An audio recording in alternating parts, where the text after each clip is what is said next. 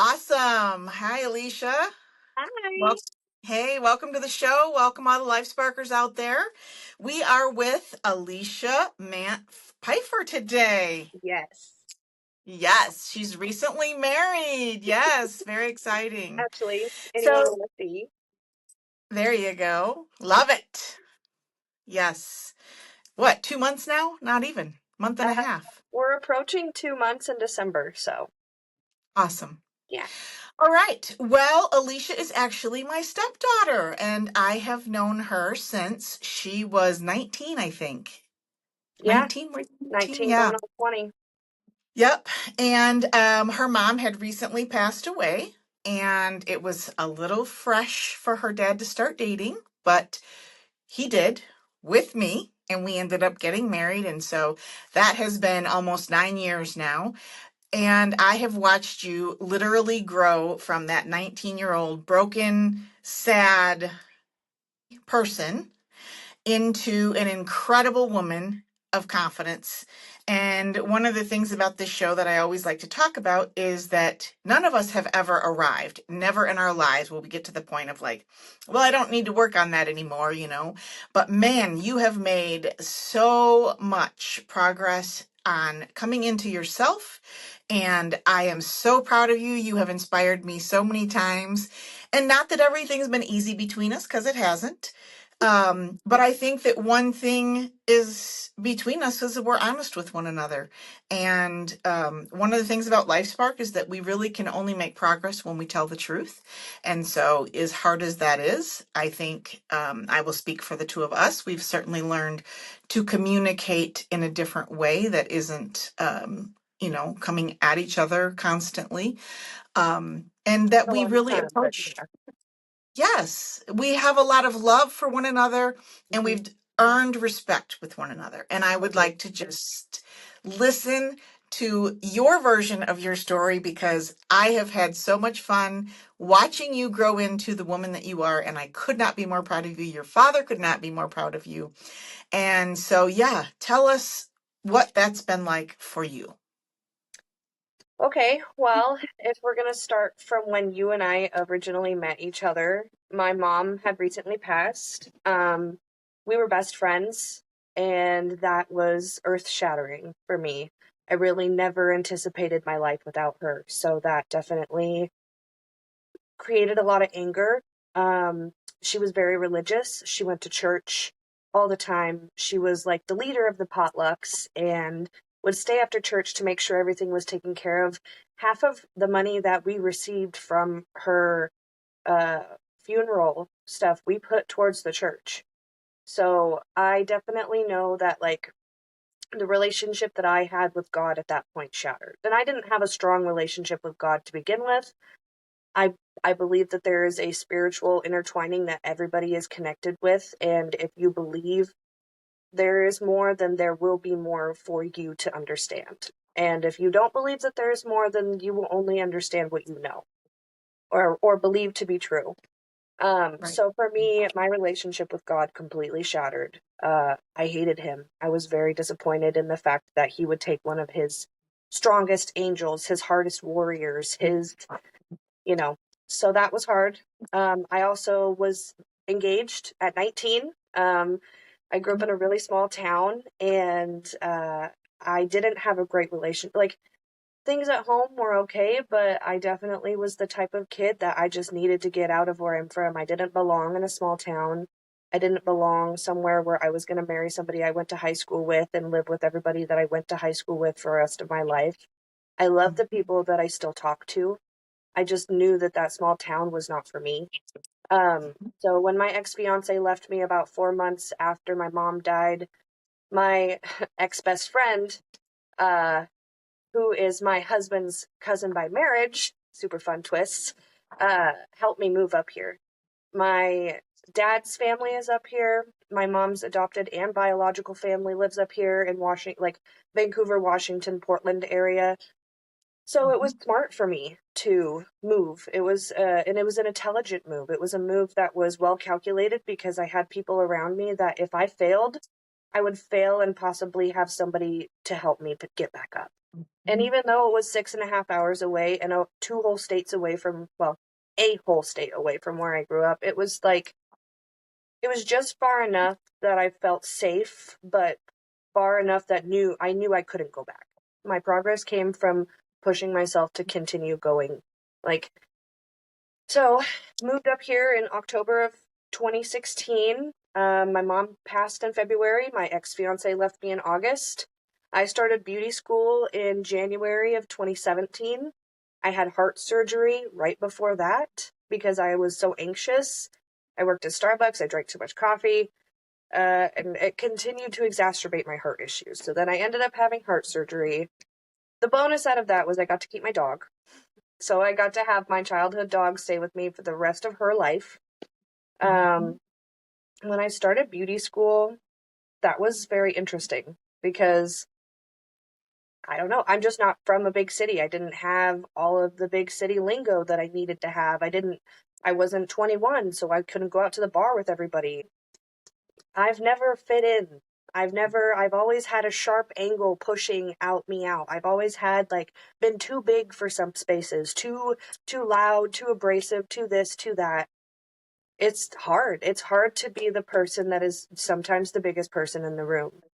Mhm. And it seems But you fun. were born to be that person. Like I know. literally, that's who you are. I don't think that I don't think I'd have that much fun if I wasn't either. Like Right. I genuinely enjoy when I get to go and spend time and make friends. Since I've been a business owner, I've made friends all over the country. I've met them in Mhm. person. They've stayed at our house. Um, I love Ginny. I love Sarah. I love Jackie. I love all of my girls that I've met in Sarai, who sparked the whole thing. Um, I grew in the hairstyling community more than I ever did where I was from, which is why I wanted to do it from the beginning. I never wanted to go to college. Just because I'm a business owner and I'm trying to make you feel good, it's because I want your money. That's not ever the case. It's like I know I'm going to get paid at the end of the day for the services that I am providing you, but the care and the love that you're receiving, that's because I genuinely care about you. I Mhm. genuinely care. Yep. Yeah, go Well, ahead. and I have also watched you evolve. You transitioned into that by learning very quickly in some hard lessons that you are not made to be in a salon that you have to keep your mouth shut or not care about your people or be on a schedule, somebody else's schedule to make money all the time. And so I have really watched you through those experiences pick yourself back up and say, I don't want to be like that. I'm not going to let society put me into a box that says I need to do it some other way because that's not my way. And No. so, how, where does that come from? I don't like being told what to do. Boom! I will agree with that. There's never been, I will admit, if I'm wrong, I will go with the Yes. flow of things that are correct if I'm wrong. I'm not that kind of person that has to be right, Right.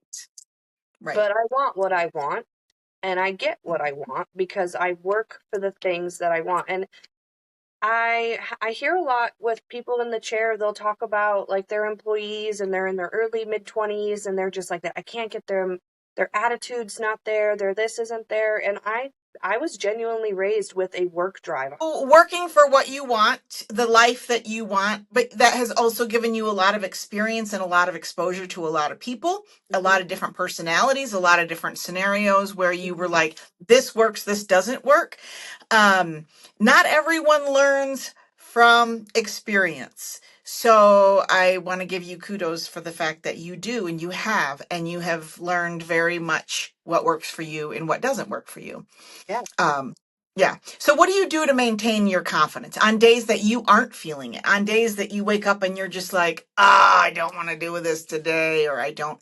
What is it that gets you from that place to the person who walks into your salon and is like, let's do this? It's a work in progress every day. It's a never ending battle with my mental health. My mental health is probably my Achilles heel, if you will. Like the ADHD with the anxiety and the depression, it's like a whirlpool of stress and you get stuck in the stress loopholes, and then you exhaust yourself from the stress, and then you feel burnout because you've exhausted yourself, and then you don't want to do anything because of it. Or because I have seasonal depression and because it's gray 8 months out of the year here. It's always a work in progress for me, and I quite frankly don't know the answers. I know that there are other people relying on me. And if I don't follow through, then they don't get the things that they need because I am a one woman business. And there have been days, there have been days. But what am I going to do? Am I going to lose that money? Really? The money would make me feel better, I think, maybe. And if it doesn't, then at least I tried.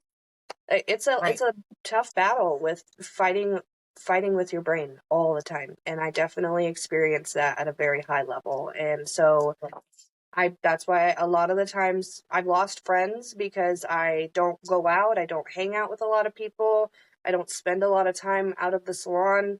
The majority of the time I do go out, we're out with my in-laws and my sister-in-law, and I enjoy that time. That time is fun time for me because I know them, we're family. It's not that I don't love those things, it's just hard when I'm constantly caring for other people and then I'm also trying to fill my own cup up as well. It's really, really difficult.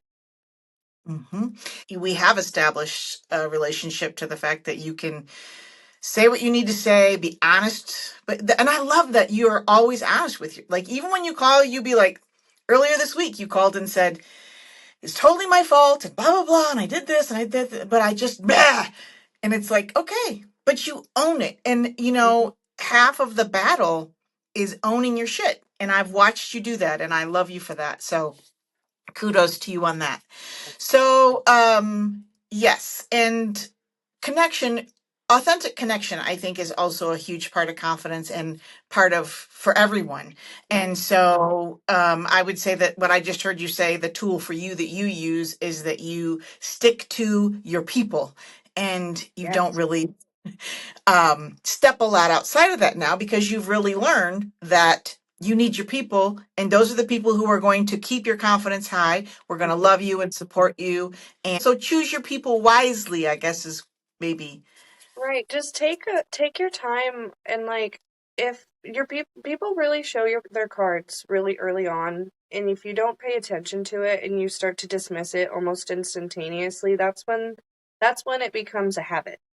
If you Mhm. can knock something out before it becomes a habit, then you're gonna do a lot better. Like Sean and I will have disagreements or arguments, and a lot like I'll call him out on his shit, and he will call me out on mine, and it's not easy for either of us to do that to each other, but it's also very necessary because what's the point of being in a marriage with somebody if you can't have open and honest communication with them about how you're feeling or about things that you're going through or things you're experiencing either alone or together? Like it's definitely something that has to be done. And Sean and I have a very, very strong communication bond. I agree.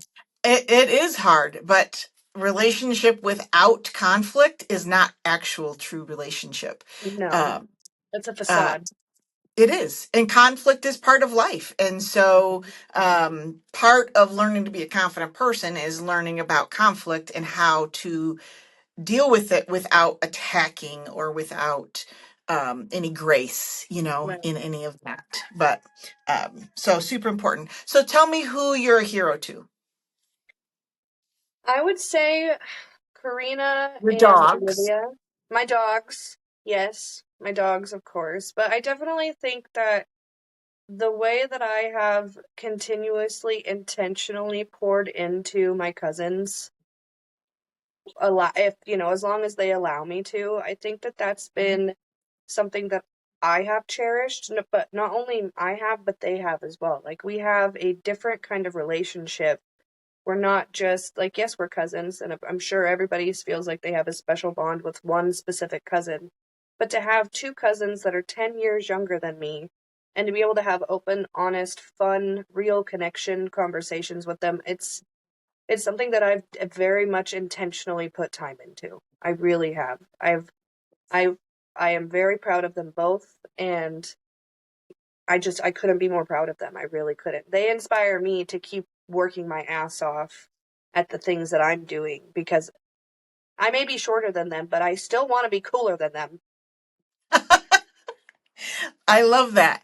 So the other relationship that you've worked hard on, I know, since you've been up there, especially also, was your mom was given up for adoption when she was born and found reunited with her birth mother. And that's something that her and I, even though I never met her, certainly have had in common. But I have, it's been fun to get to know her family as well. And through you too, you have really worked at those relationships and built solid relationships in your adult life with her biological family, which is your biological family as well. And so kudos to you for that, because that takes energy and effort. And again, back to choosing your people, like when you fully commit to those relationships, which you have fully committed, it's not, oh, I do it when I feel like it. I do it because I genuinely care and I want Exactly. that connection. Yeah. I'm And I either want it all to be in or real. all out. That is the thing. Is like You are. I am all in or I am all out. I am Yes, you. very hot or very cold. I will have the bridge lit up with lights and candies, and I will scorch it down and make it dust. There's no in between. Yes. It's a fortunate, unfortunate thing, because for me, I don't regret it. There may Right. be other people that feel other ways later on, but I never regret my choices, Right. because I know that the only thing in this life is you make a choice, there is a consequence. No matter what, positive, negative, choice equals consequence. And when you understand that relationship in life, you learn that, okay, well, I made that choice. I am either earning this consequence, deserved this consequence. It is what it is. If you want to work on and change it, that is a-okay. I just have found Right. that if I want to burn that bridge, there's not really a reason for me to turn back around. And Yeah. I will take a lot from a lot of people for a long time. Possessional over people, over relationships is not healthy. Everybody has a choice. Everybody experiences a different part of your relationship. There are certain relationships you should be possessional over: your children, your marriage. Those are things that you should feel a possession, an attachment to. But there are other friendships that it's like, I love you and I will love you for the rest of eternity through all the lifetimes. But what you do with your life and what I do with my life, they're not completely intertwined with each other, and that's okay, and that's Yep. fine.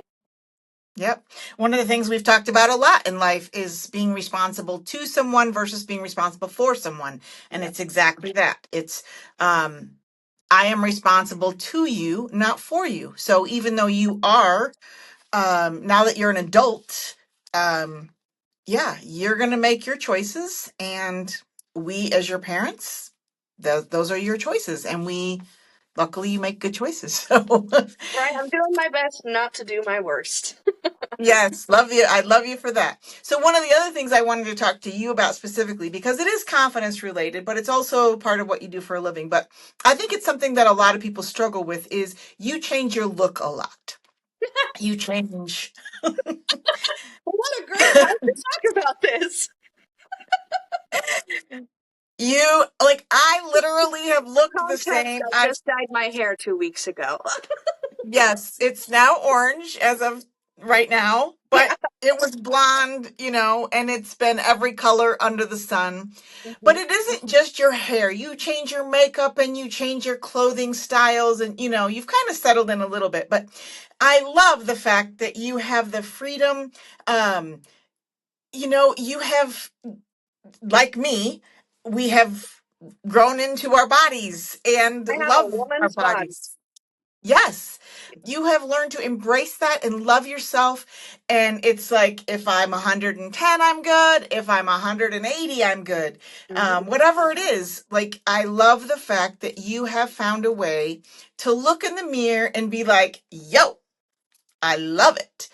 And so tell us about that. How do you do that? So I will say there's probably three parts to that. One, my mom was not a body shamer. She did not body shame me. She did not food shame me.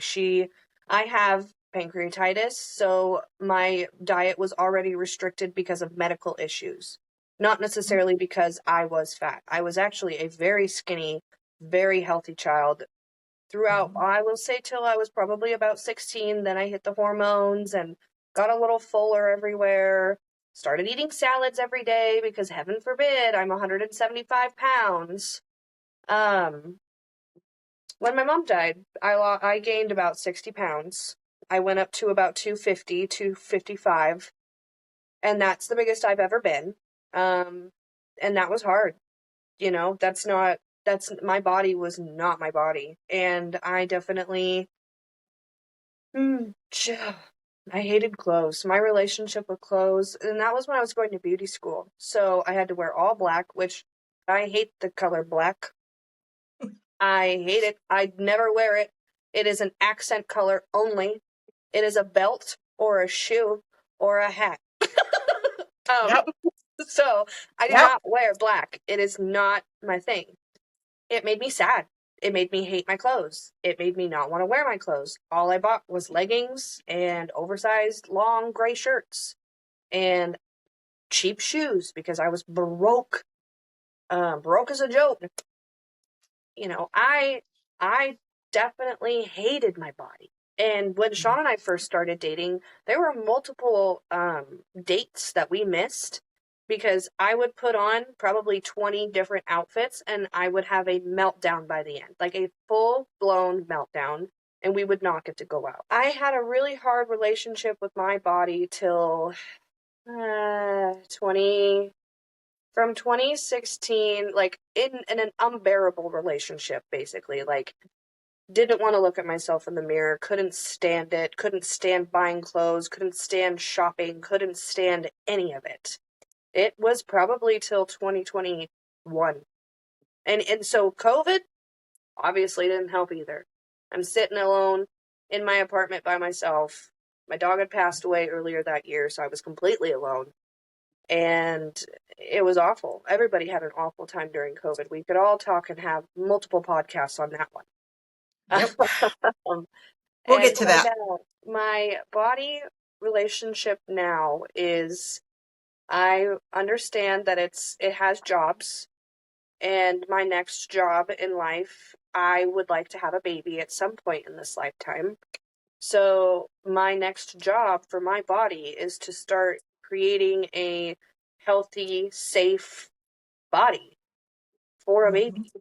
Working on pelvic floor, starting to take Pilates, starting to just walk 2 hours every other day, just trying to be more aware of what my body needs.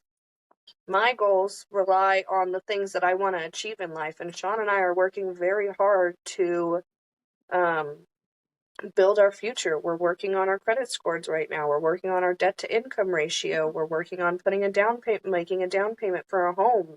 We're very Mhm. serious about this. We talk about it weekly. Yeah. So I think that for me, the relationship that I have with my body now is, and then on top of that, let me say this: I'm not broke as a joke anymore, so I can buy nice clothes. Yeah. I buy clothes that fit my body. I don't buy clothes that are a size blah blah blah because I should be a size blah blah blah. I buy a size that fits my body. Yes. Well, That's I that's want to say yeah. that watching you twirl around in that wedding dress and the Oh, that smile dress. on your face, that was a gift that I will remember as long as I live. So Love that dress. there you go. Well, you've already talked about what the future holds. Is there anything else? Tell us about the best advice that you've ever gotten. I always ask couples that have been together for a long time that sit in my chair, like, what's your secret? I love that conversation. And I've gotten quite a few really good ones, and Sean's picked up on me saying it, and so we'll say it to each other now. But, if you're in the middle of an argument and you just can't see eye to eye on something, and it's not that big of a deal, it's a molehill, not a mountain, you just look at your partner and you say, you know what, you could be right. You could be right. And then just change the subject. Just move on. Yep. Because you're not Yep. admitting that you're wrong. You're not admitting that they're right. You're just moving on. So Sean and I will do that quite often. And just having a good partner. It is. so vital that you guys Wisely. have a best friend. Like Sean and I Yes. rack up over the stupidest stuff. Yes. Yes, yes, it's Yes. ridiculous. And I genuinely always love spending time with him. Hmm. I think that like for me, another thing that I will always want is I always want to be genuine. I always want to be kind. I try to make sure that I leave some damage behind, but I don't leave all the damage behind. I Hmm. listen to everybody. I listen to other people's opinions. I think that that's I don't know. It's just kind of you have to just be a human every day. Just acknowledge that everybody around you is human and you're human, and there's always something that you can do to improve your situation where you're at currently. And we're all a work in progress. Yeah. Yeah, hey, what do you know? That's exactly what I was trying to say. Yeah, literally. Like, the thing is, you just keep on trying. And Yep, that's one of the reasons that I really want you on the show, because I love the fact that even if it doesn't work out, you try again. And if that, that's what I you was going know, to say earlier. Yeah, I am the queen of failure. yeah. I But tell a lot of my clients that I like to know how to do things wrong so I can fix it. So I know how to do it right. If I know how to do it wrong, then I at least knew what I did wrong. There's right. something about the unknown that I'm not okay with. I would rather know it all than have this. Yes. I kind of know what this is, but I kind of don't. Again, with the all in or all out, I want to know how to screw it up so I know how to fix it. You and your dad are a lot alike that way, but I will tell you, as a parent, it's hard to watch sometimes. Yep, You can hit me down, I will be back, and I will yep. be, I'm getting back up. Don't you worry. yep, yeah. So, what else would you like to share with everyone today about that's watching this, listening to this, and saying, I could never be like that? What advice do you have for that? Never is a really strong word. Yep. Never is a really strong word and never puts a limitation on you forever. Yeah. Like think about what you say to yourself because your own self-talk is so important. It is so important, and that's half of some of the stuff that I fight with myself on is I think that there's two different Alicias in my head. One of the Alicias tries to destroy my entire life. And then the other one's like, "Please don't let her do this. Please listen to me instead." And Yes. it's definitely you have to constantly get back up, fight for the things that you want, work hard for the things that you I just had a medical issue the other month, heart issues, and I was being given the runaround by every insurance, every hospital in the area. They didn't want to work with my insurance, so they wouldn't fax it, and then they wouldn't forward it, and then they wouldn't bill it. And then I had to come pick it up in the office by hand and deliver my medical records by hand to the next doctors. Like it was pathetic. But here's the Yep. deal. 2020 Alicia would have given up, rolled over, and went back to bed and just let it die. I would never have, I was in such a bad mental state. I ended up going to my therapist for 2 years at that point. I was put on Lexapro. I had a lot of stress. I had a lot of anxiety. And I just couldn't handle from 2020 to 2022 is I remember is when I really had like a breaking point. It was just like Mhm. this festering of 2020 to 2022 of this really bad time. Yep. And without going to therapy, taking care of myself, putting myself first, I would never be where I am now. Medical stuff is hard for me. And so that's what I mean. It's like you just have to get back up. You have to do it again. You have to keep trying. And if you feel like you can't, you need to have somebody in your life who can help you. Even if it's not your partner, you need to have a family member, a friend who can pick you back up when you fall if you really can't get yourself back up. Yep. Yeah, I agree. absolutely. The last question that I have for you today, since you opened with it, we kind of opened with it, your relationship with your mom, losing your mom. How are you about that now? How do you connect with her? How do you keep her alive in your soul?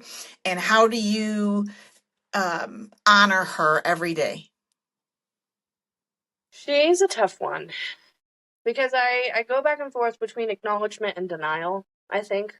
Or just it's not like it's not happening, it's not real. That didn't happen. So denial. Mhm. Um she's tough.